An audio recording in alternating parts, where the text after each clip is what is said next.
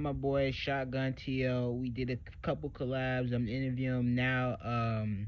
Say hi, Tio. Yo, what's up, guys? Yeah, I got him on today. He's doing an interview with me. Let's get into the interview. Um, my Alright. my first question is, what made you want to get into YouTube? Um, well, because of COVID happened, I was playing games a lot more, and me and my friends are pretty fun. We're having fun, and we're funny, I guess. And so I just thought, we have all this time playing games, might as well like make use of it. And so I started my channel up, and you know, I thought it'd be a great way to pass by time because I had all this time today because I was at home for most of the day. And so I started a YouTube channel. And yeah, it's pretty fun. It is pretty fun. Okay. My question is, what made you want to do gaming specifically on YouTube? Well, right now, I feel like I'm very into gaming. I like playing games, and I feel like that's probably, like, it's the best way to grow on YouTube. Um, like, right off the bat, at least for me personally. And I like watching gaming channels on YouTube as well. So it's just kind of my interest for a long time to do it. Okay. Who are your main YouTube influence on your content? There's quite a few, cause I make different types of like gaming videos. I'd say like my main three would be Jev, like Phase Jev, Right. Hunter TV, and Los Duques. Hmm. I enjoy watching them a lot. I feel like they all have their different personalities and ways they make videos that really inspire me to make my videos a certain way. And yeah. Okay. So I see that you play a lot of Call of Duty, and some GTA, and I wanted to see if you would you ever switch up your content a bit and play other games more so consistently as you do Call of Duty. If people ask for me to play different games, I would, because at the end of the day, I enjoy playing games in general, and if they want to see a different game, I'm up for it because I want to make them happy, and I already know I'm happy playing those games. So it's just up to them, I guess. Because right now they enjoy watching the Call of Duty and the GTA videos, so I feel like right now it's good to stay here. I guess build on that aspect and then switch it up when they want me to. Okay. My viewers. Yeah. As a gamer, how do you feel about the PS5 craze and everything that's going on? Well, I'm a big fan of PlayStation, and I got the PS5, and pretty early, I got really lucky somehow. And I feel like there's definitely a lot of hype over it, and it's worth it because it can run 4K and 120 frames, which like a lot like some PCs can't even do that. So for a console, that's really good, especially considering that I know the PlayStation, like the standard edition for it, for me it ran like 720 resolution and like 60 frames, but it dropped to like 30 frames a lot of the time. So for me, it's a big boost having the PlayStation 5, and there's a lot of cool things about it, like in terms of clipping stuff for videos. It's a lot more easier because you can select like how far you want to clip back compared to on PlayStation 4, it was like a set, like 30 seconds back or an hour back. But here you can choose 15, 30, as soon as you like clip it in game, which I find useful. And the clips as well are in a higher quality. They're all HD and 60 frames, whereas on standard edition for PlayStation 4, it was just 720p and 30 frames. So it wasn't that high quality and be like very blurry and not good for the video. So it's a big bump up from before. And I feel like the controller as well is nice. I thought it'd be more like an Xbox controller. So when I got it, I was really surprised that it wasn't. So I'm happy about that as well. Yeah. So Do you see YouTube being a future job, or are you like, since I don't know? for right now, it's just like a hobby. If I get fortunate enough, then it could be a job in the future. But for right now, it's just a thing I do on my free time, which I have a lot of. So I enjoy doing it. If I get lucky, it could be a job in my future. But for right now, it's just a hobby. Right. Yeah. I see you have like a YouTube group. Are you trying to promote it? A YouTube group? What do you mean by that? You had an Instagram page with you and like a couple other members. Um, I guess like a skill set type of Instagram page. It was during Uh, it was during the summer. oh yeah, yeah. So I joined. It's like a competitive clan. I left it since then because it wasn't my type of feel. So I like playing games for the fun of it and not competing. But I thought it'd be fun to compete, but it really wasn't. But yeah, I joined a competition clan, or yeah, and I don't know. It wasn't the best fit for me, and I left soon after.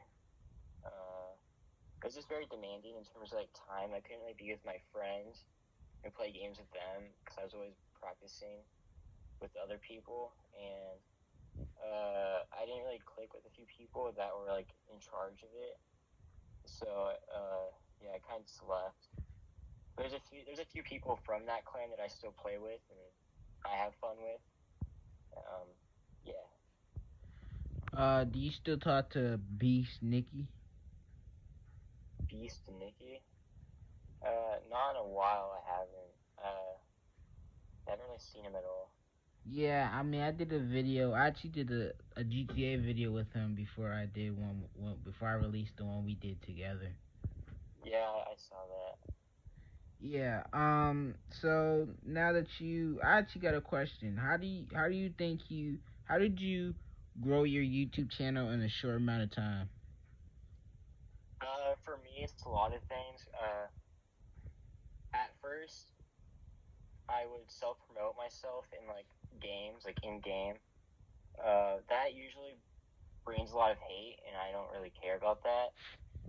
On top of that, I did social media, so I had Instagram and TikTok, and a lot of people from there came and checked me out. And also collaborations like with you and a few other people as well was a great way for me to grow. And then along the line, I found out that in like my description and stuff, I can put like tags for my video, and when people search up certain words and stuff, that will push my video up in the search like area. Right. Yeah. And yeah, so I was able to get more people like searching up videos and seeing mine, which helped me grow a whole lot more as well. I learned I that remember too. like yeah, Yeah.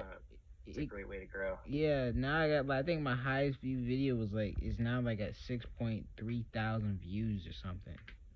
Nice. Yeah. I think I seen a video with you. Didn't you do a video with a huge YouTuber or something? Uh, yeah, I played Murda Show one time in a free for all. Like I was about to get off for the night, and I was like, I'm gonna play one more game. And I got into his game, and I saw YouTube in his name, so I'm going to go check him out. And I saw that he has like 100,000 subs, and he was live streaming. So I'm like, oh, this would be a great way to make a video, so I can show like my viewers and my friends that I played a big YouTuber. It'd be like really cool. And so I made the video, and I clipped his reactions from his live stream and put it in my video, and it was pretty funny. I wish I was talking in the actual gameplay. It would have been more entertaining, but I wasn't because I was like about to go to bed. And yeah, would search up his name like Murda Show, and my video would be like the first one at the top of the search bar. I thought that was pretty interesting because he has 100,000 subs. At the time I was at like maybe 400 or like 200, I forgot. And they were seeing my video first, which like blew my mind. And people saw it unrecommended. And yeah, I got a lot of hate on that video, which I don't really care. I seen you get a lot of hate. I seen you posting on your IG story. It's crazy. Yeah, it's like almost 4,000 views and like maybe 200 likes and 70 dislikes, which is a crazy like ratio, like 70 dislikes on that video. And people comment like, "Oh, he wasn't raging and stuff." But like, if you see the actual video, like he's screaming and yelling, like cursing me out. Like, I don't care if that's his personality. He is yelling at me and getting pissed off. So like, yeah. I think it's just hilarious that they care so much about someone. But yeah, it's crazy. Any YouTubers you would wanna collab with? I don't know. I mean, there's a few like in terms of like my EXE type of videos, or like more the meme videos. I like to collab with like maybe Los Duques. He has 100,000 subs. I remember he actually commented on one of my videos a while back, which was crazy. And I like to collaborate with him because I feel like his community is really positive and outgoing, and you can connect with them very well. Because I've talked to a few of them, like in live streams that he's had and stuff, and they're really chill and fun to be with. Yeah, maybe him for sure. That'd be a great collab. Do you consider yourself a part of the Call of Duty community? In terms of a player base, yeah, I do. I've been playing. Well, Modern Warfare is my first Call of Duty, like multiplayer wise.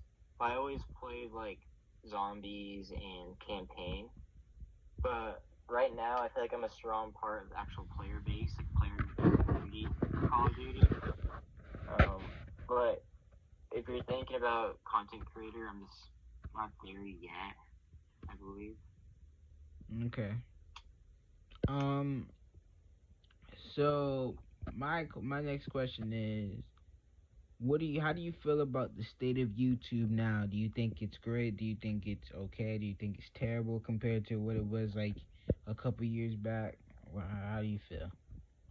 I think it's terrible in my opinion. I make jokes in my videos how like YouTube sucks. Cause I have one video that'll get like a bunch of views, and another video that has like something a bit like maybe like a joke or something in it that wouldn't be acceptable. And I can see that the impressions and stuff go down. Like in terms of like maybe like the last video had like 5,000 impressions, and the next one didn't. And that means like the algorithm acting up and stuff. Yeah, I get that too. I had like 12,000 impressions, and it's like it's crazy. Yeah, it really is. And then with like monetization, like it used to be super easy. I have a friend who had an account years ago who would post a few videos, and he actually made money off of YouTube. And now they make it so much harder because the adpocalypse. They have like 1,000 subs and 4,000 hours of watch time, which when you do the math is almost 167 days of people watching your content. It's just insane that they expect that out of someone. That's what I'm saying.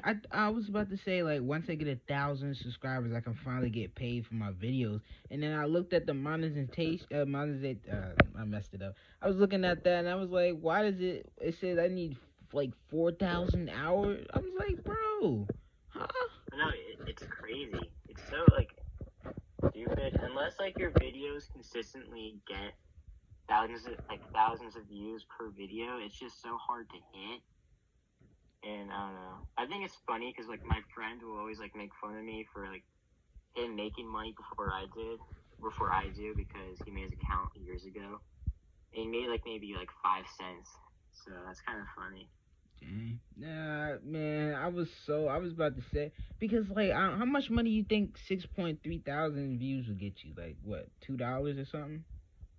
Or Yeah, like $2-3 probably. yeah, that I could at least got $2-3 off of a video. And now they saying I can't even get monetized. That's crazy. Yeah, When and the algorithm sucks as yeah. well. Yeah, I'm not like I posted the video that I had that many views on. I posted that like a whole year. Now it's starting to blow up a bit. I don't know why I just started doing that. I think it was on like double XL freshman or something, and then it just kind of blew up. Yeah. And now it's just like at that point. Yeah, well, I heard like YouTube videos over time kind of get like they pop off like over a certain amount of time after it's uploaded. Is what I've heard, anyways. Like the algorithm will pick that video. I don't know. It's kind of what I've heard, which is interesting, I guess. Yeah, you can go ahead. my next question is, do you feel like uh there's certain YouTubers that get away with that type of, like, they can get away with not getting demonetized for like certain language, and then there's the smaller content creators that have like a little shocking humor that will get demonetized compared to like the major YouTubers that can get away with that? Um, I believe that's true. I know, like when it comes to the what do you call it? The commentative community on YouTube, like the commentators. I Hmm. know the smaller ones get demonetized for no reason, and because when you get demonetized, your videos get suppressed, and so it won't get unrecommended as often. So I feel like it definitely affects smaller YouTubers a whole lot that make edgy jokes or talk about content or like topics that aren't really, I don't know, seen as a positive light. I feel like YouTube over the years has definitely become more kid friendly, um, which I don't really like. More advertiser friendly, I would say.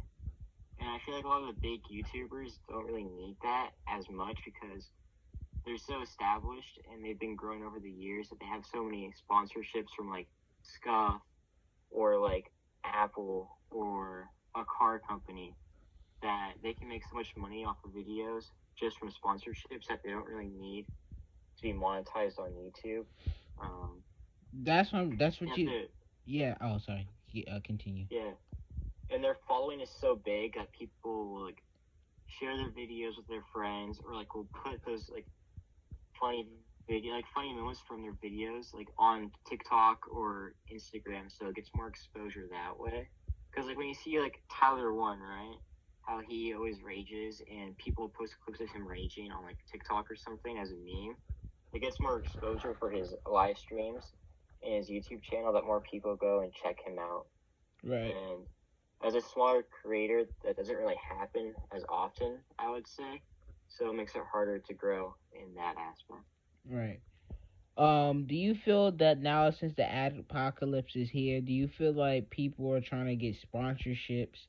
And now that Instagram has ads on it, and TikTok, does TikTok have ads? I don't use TikTok. Do they have ads on there too, or? Like, I think so. Yeah, I've seen a few here and there, but not as often. I would say. Do you think, since that's happening, you think a lot of these YouTubers are now pushing their stuff on their platforms? Do you think you're gonna be ended up pushing some stuff on there, so you, once you build your fan base on Instagram, you can actually get paid before Instagram ends up like YouTube? Or I mean, I'll try definitely. If I can. I feel like the algorithms on Instagram and TikTok are way better. Because I can post a video on YouTube and the same video on TikTok, and that video on TikTok will get thousands of views, like hundreds of likes, and the YouTube video will get maybe like a couple hundred views. And I feel like that's definitely a better way to grow is on social media and a faster way to get money on those platforms. yeah. So are you even when, if you do blow up, are you trying to expand your uh your uh your your YouTube fan base outside of just YouTube, or? What do you mean by that? Like, I mean, are you trying to expand your fan base outside of YouTube? on other platforms like Yeah, Twitch and stuff? yeah, Uh, I would try for sure. I feel like Twitch is another way to grow your fan base as well. Because it gets you more exposure. I feel like the more platforms you get on, the more exposure you get, and the more you build up your fans and viewers. So I'd probably do that. Yeah. um, you see that a lot of people join like YouTube groups and all that stuff. Do you feel like now that if you do a YouTube group, you might make more money doing that, or do you Like yeah, like a YouTube. Go clan, ahead. yeah, like a YouTube clan or a YouTube group or just like anything? Do you think that will make them more money than just doing it by yourself? I feel like it would, but I think the more successful YouTube groups or whatever or clans are have very like well established creators within them, so it draws more attention to those groups. So I know like didn't what's his name? Uh, I'm blanking, but YouTube creator made a group for YouTube that's like closing this year, and I feel like the bigger the creator you have within that YouTube group, the more attention it draws to it. So if I were to go into one, I'd have to get someone that's established within it to really have more people go and check it out for sure. Okay. Um, yeah. Um, I'm gonna ask you a few more questions, and then the interview's almost over. Um, I got a couple more. Do you feel like as a content creator, you have to be very consistent to help grow your fan base, or you have to post every day, or you don't have to post every day, maybe every week or so? Um, there was a time when I started out that I would make videos every day, but then I realized that they weren't like the best videos. Right. Like they weren't that entertaining. So I started making maybe like 3 videos a week because it'd be more like better quality. It had way more like funny moments to it, or just better gameplay in general. So I feel like that for me is what's best and better for my viewers, more enjoyable for them, is posting like maybe 2 to 3 times a week. Because I'd rather have better quality content than more quantity of it, I would say. Right. Um. So I mean, do you feel like the YouTubers nowadays? Do you feel like YouTube is more corporate now, or it's not as fun as it used to be, or and everybody's taking it at too serious as a business? I believe so. When uh, when you look at like trending and stuff, a lot of the videos that pop off, like that pop up, are things like music videos or like things from like Jimmy Kimmel and stuff. It's not really the actual creators within YouTube that people like and enjoy watching. People like Mr. Beast or PewDiePie, creators like them that have been on the platform for years and years. They don't show up on trending as much, and it's these big corporations, you know, that show up, or like just big name people outside YouTube, you know. So I feel like YouTube's definitely becoming more corporate itself, because I feel like a lot of their money actually comes from these corporate people, because those people pay them a lot to push their videos ahead. So I believe that's what it is. I really wish and hope that I can go back to what it was back in like 2015, when people would just say what they want to say and people wouldn't care. Um, back when YouTube was like in its golden age, I would say, and people would be like cursing all the time. It was just a lot more fun, a lot more. It was a better platform back then than it is right now. Oh, yeah.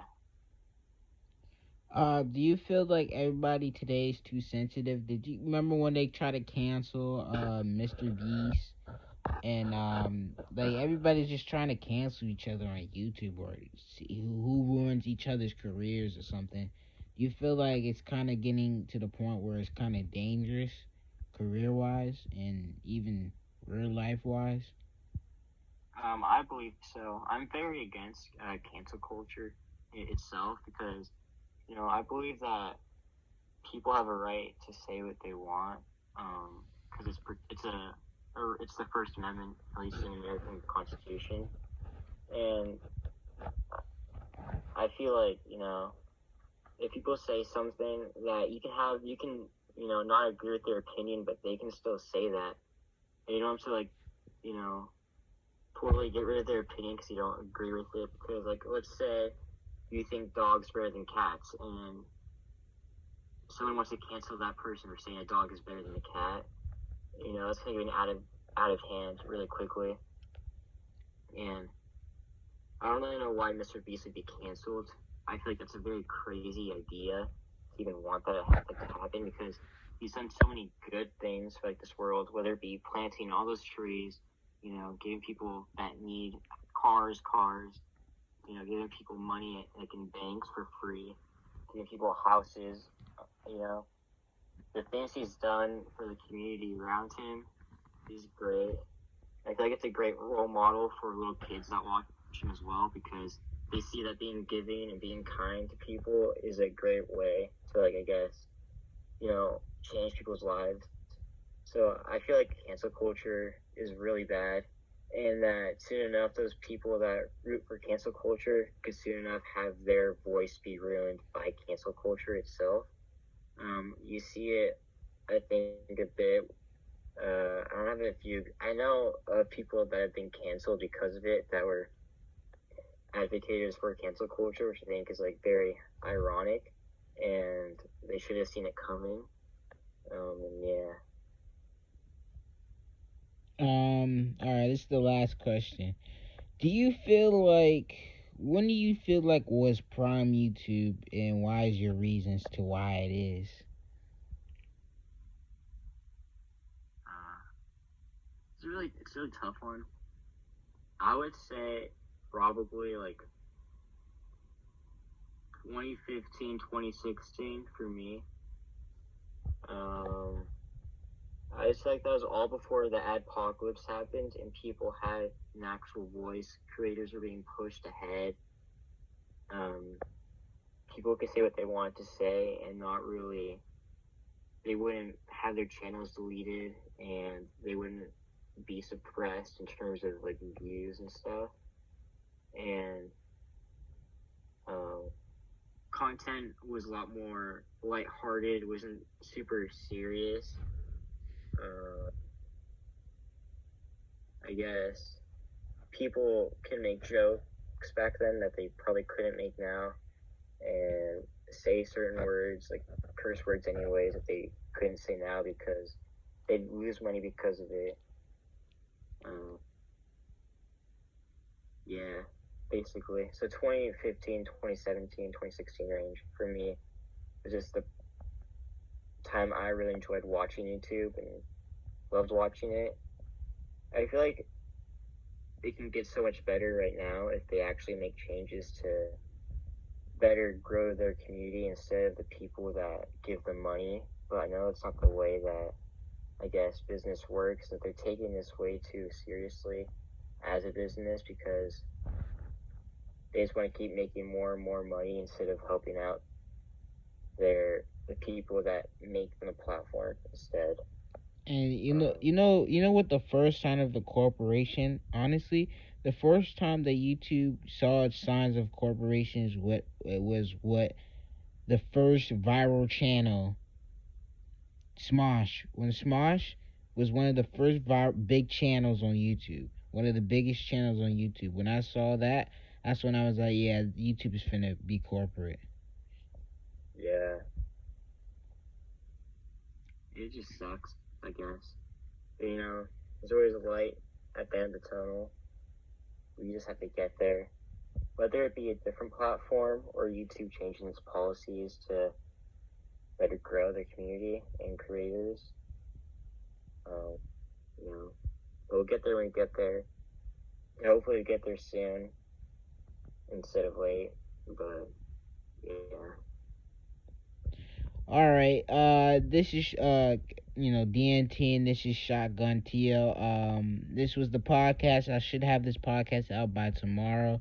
I'll send you the video, so if you want to repost it on Instagram or whatever, I'll send it to you. Please like and subscribe. Shotgunteo's Instagram and his YouTube will be in the description. Please like and subscribe to this channel, and peace.